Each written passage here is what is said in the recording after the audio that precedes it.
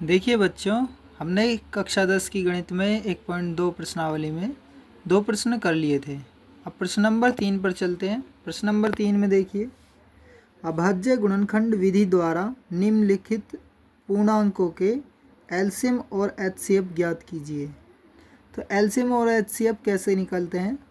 ये 3 संख्या दी गई है। पहला क्वेश्चन है तीसरे का पहला 12, 15 और 21।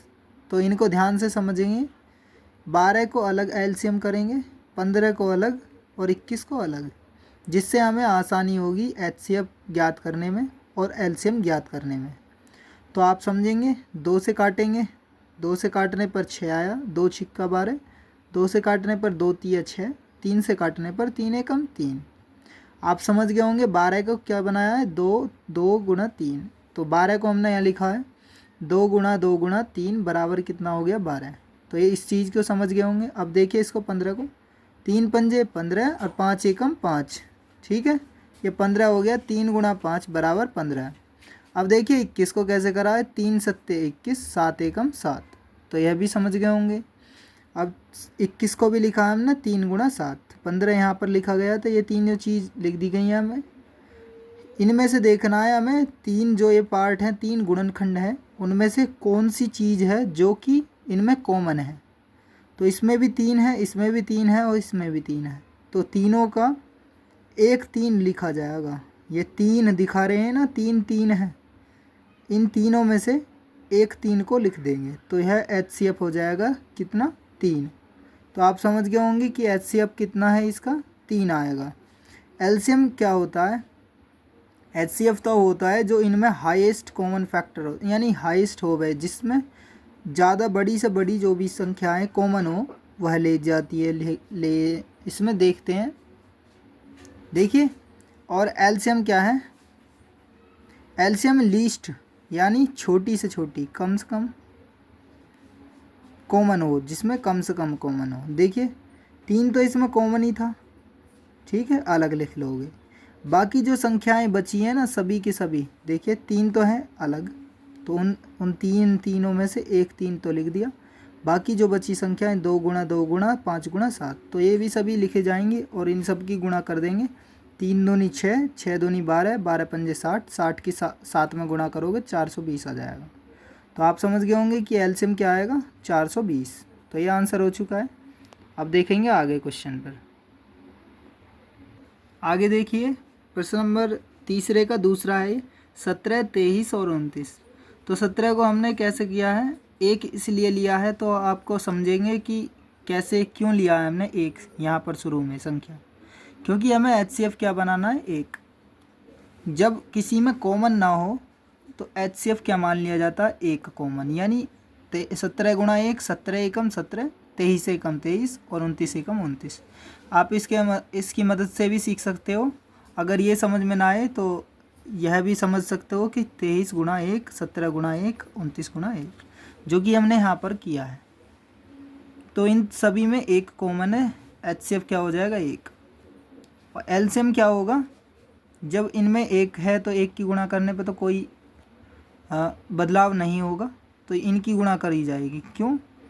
1 को तो लिखा जाएगा अलग, तो 1 को हमने यहाँ पर लिखा नहीं है। आप चाहो तो लिख सकते हो 1 गुणा, और बाकी जो संख्याएं बची हैं 17 23 29, इन सभी की गुणा करोगे तो आपका 11,339 आ जाएगा। तो एचसीएफ ये हो गया 1 और एलसीएम क्या हो गया, 11,339। अब देखिए प्रश्न नंबर तीसरे का तीसरा 8, 9 और 25। तो 8 को एलसीएम करोगे, 2 चौक 8, 2 दूनी 4, 2 एकम 2। आप समझ गए होंगे। इसको देखिए 9 से, 3 तिया 9, 3 एकम 3। 25 को देखिए, 5 पंजे 25, 5 एकम 5। ये देखिए ध्यान से, इसको समझ गए होंगे। तो आप देखिए इसको, तो हम इसको 8 को कैसे लिख सकते हैं, 2 गुणा 2 गुणा 2। ये जो संख्याएं हैं इनको गुणा में लिख दोगे और बराबर जो भी यहाँ पर था वो लिख देना 7। अब देखिए 9 है, 3 गुणा 3 बराबर 9, 5 गुणा 5 बराबर 25। ये जो संख्याएं हैं इनको सीधे यहाँ लिख देना, बस ये हो चुकी हैं। अब इनमें कॉमन देखना है हमारा क्या है। तो इसमें 2 हैं सारी, इसमें 3 है, इसमें 5 है, तो इसमें कोई कॉमन नहीं लग रहा। तो हमने अभी बताया कि जिसमें कोई कॉमन ना होता तो इसमें 1 कॉमन मान लेते हैं। यहाँ पर मान लो चाहे ऐसे मान लो 8 गुणा 1 9 गुणा 1 या 25 गुणा 1, तो यहाँ पर भी कॉमन मान सकते हो। आपका ये आंसर यानी HCF क्या आ गया 1, HCF 1 हो गया है। और एलसीएम हमें ज्ञात करना है। एलसीएम कैसे निकलेगा, ये देखिए 3 तो यहाँ पर 2 दिए गए हैं, 2 3 बार हैं, 3 2 बार हैं तो 2 बार लिख लीजिए। 5 है, 5 2 बार हैं तो भी 5 5 2 बार लिख दीजिए। ये सभी की गुणा करने पर आपका आएगा 1800, तो 1800 आंसर आ जाएगा। तो 1800 क्या है एलसीएम, तो इसका आंसर आ चुका है एलसीएम का 1800।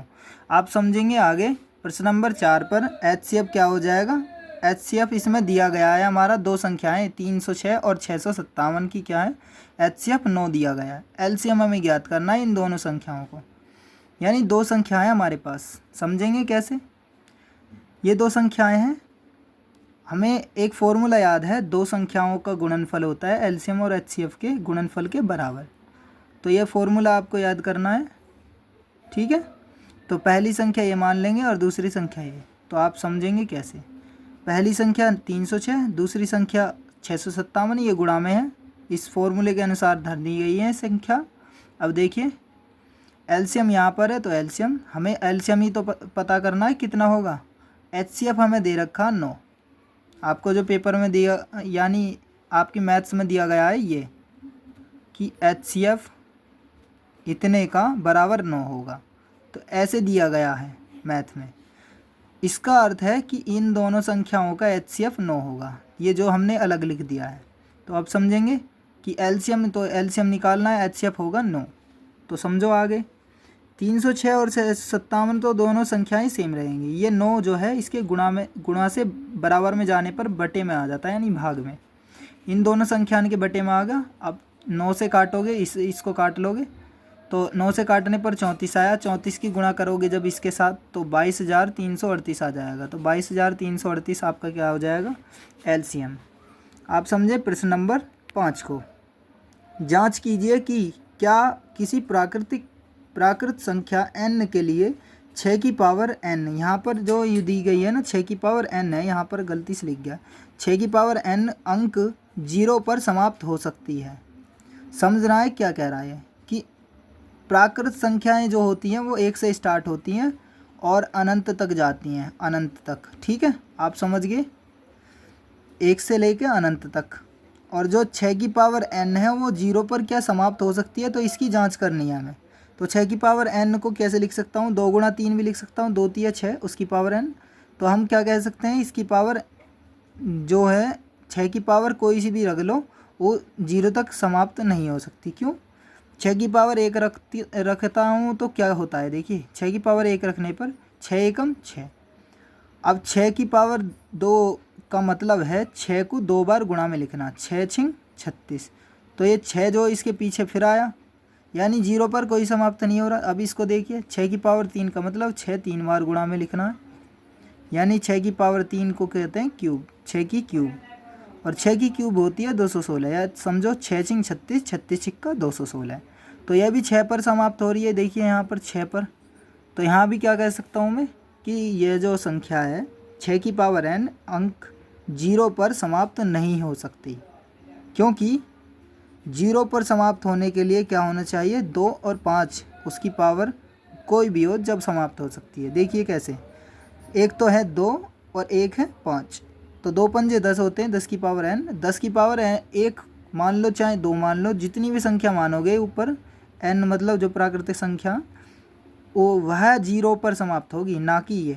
तो ये क्या कहा गया है कि यह नहीं हो सकती। हम क्या कहेंगे कि 6 की पावर n 2 गुणा 3 लिखकर आप कह सकते हो, एक दो उदाहरण दे सकते हो, उसके बाद कह सकते हो कि यह 6 की पावर n अंक 0 पर समाप्त नहीं हो सकती।